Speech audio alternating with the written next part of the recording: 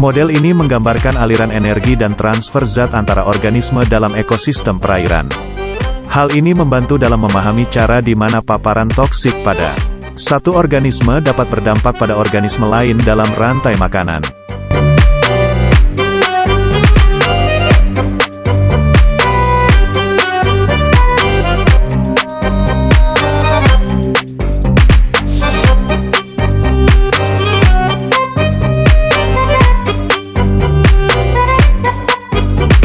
Pemahaman tentang transfer trofik dan potensi biomagnifikasi nanomaterial dalam rantai makanan perairan penting untuk mengevaluasi risiko lingkungan dari C13. Mengkaji bioakumulasi, distribusi jaringan, depurasi, transfer trofik, dan biomagnifikasi fullerenol atau C13 dalam rantai makanan perairan. Fullerenol atau C13 terakumulasi dalam Senesmus obliquus dan ditransfer melalui Daphnia magna ke Daniorerio. Terjadi biomagnifikasi signifikan dari tingkat trofik pertama ke tingkat trofik kedua, tetapi tidak dari tingkat trofik kedua ke tingkat trofik ketiga. Jika biomagnifikasi rendah, maka risiko potensial bagi organisme perairan pada tingkat trofik tinggi akan lebih rendah, demikian juga sebaliknya. Sumber, Trophic Transfer and Biomagnification of Fullerenol Nanoparticles in an Aquatic Food Chain QUC, Qi, et al., 2020, dari Journal Environmental Science.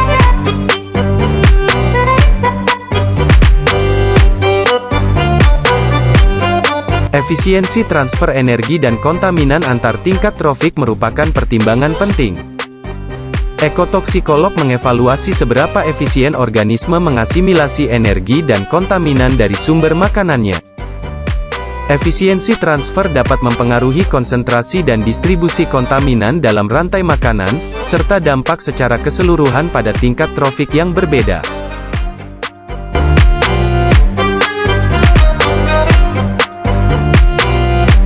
Ekotoksikologi mencakup penilaian risiko ekologis, yang bertujuan untuk mengevaluasi dampak buruk potensial kontaminan pada ekosistem perairan.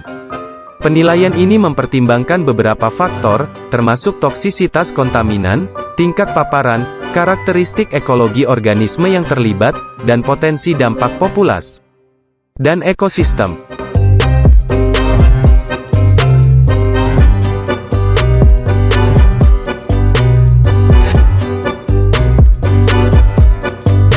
Studi ekotoksikologi seringkali mengeksplorasi adanya runtutan trofik, yaitu efek tidak langsung kontaminan yang menyebar melalui rantai makanan.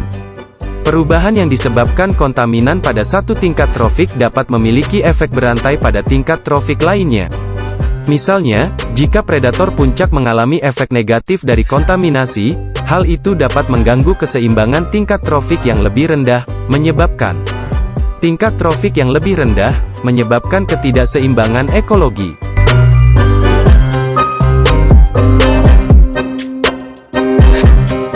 Santos et al. 2023, memodelkan runtutan trofik di lautan menggunakan sampel abiotik dan rantai makanan untuk mendeteksi konsentrasi unsur tanah langka, RRE, yaitu Rare Earth Elements. Konsentrasi RRE terutama ditemukan dalam sedimen dan bahan partikel tersuspensi.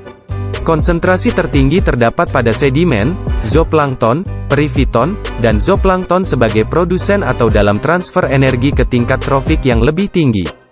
Namun, konsentrasi RRE cenderung menurun seiring dengan peningkatan tingkat trofik seperti moluska, krustasea, dan ikan yang mengalami dilusi trofik. Konsumsi makanan laut tidak menjadi sumber penting RRE bagi manusia. Perlu dipantau efek akumulasi RRE yang berpotensi berbahaya. Studi ini memberikan informasi baru tentang konsentrasi dasar RRE dan transfer trofik.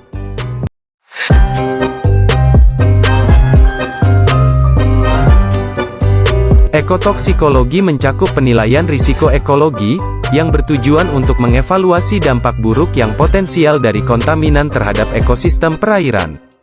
Penilaian ini mempertimbangkan berbagai faktor, termasuk toksisitas kontaminan, tingkat paparan, karakteristik ekologi organisme yang terlibat, dan potensi dampak pada populasi dan ekosistem. Dampak kontaminan terhadap populasi dapat bervariasi tergantung pada jenis kontaminan, paparan, dan karakteristik populasi yang terkena dampak. Berikut adalah beberapa dampak umum yang dapat terjadi pada populasi akibat kontaminan. 1. Penurunan jumlah populasi. Kontaminan dapat menyebabkan penurunan langsung dalam jumlah individu dalam populasi. Ini dapat terjadi melalui kematian langsung akibat paparan langsung terhadap kontaminan yang mematikan, seperti zat beracun atau polutan berbahaya. 2. Gangguan reproduksi. Kontaminan dapat mengganggu fungsi reproduksi individu dalam populasi. Hal ini dapat menyebabkan penurunan keberhasilan reproduksi, penurunan jumlah keturunan yang bertahan hidup, atau bahkan kegagalan reproduksi total pada beberapa individu.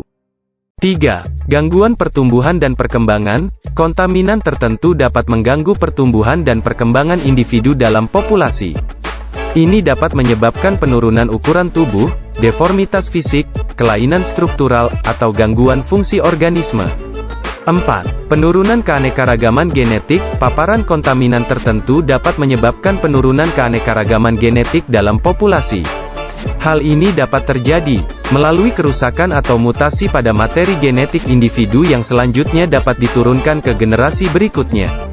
5. Gangguan ekosistem. Dampak kontaminan tidak hanya mempengaruhi individu dalam populasi tetapi juga dapat mengganggu keseimbangan ekosistem tempat populasi tersebut hidup. Kontaminan yang mencemari air, tanah, udara, atau sumber daya alam lainnya dapat merusak keberlanjutan dan keseimbangan ekosistem, mengancam spesies lain dalam rantai makanan, dan mengganggu interaksi ekologi yang kompleks. Penting untuk diingat bahwa dampak kontaminan terhadap populasi dapat bersifat jangka pendek atau jangka panjang, tergantung pada sifat kontaminan, tingkat paparan, dan kapasitas populasi untuk beradaptasi atau pulih dari dampak tersebut. Upaya konservasi, pengendalian polusi, dan pemantauan lingkungan yang efektif sangat penting untuk mengurangi dampak negatif kontaminan terhadap populasi dan ekosistem secara keseluruhan.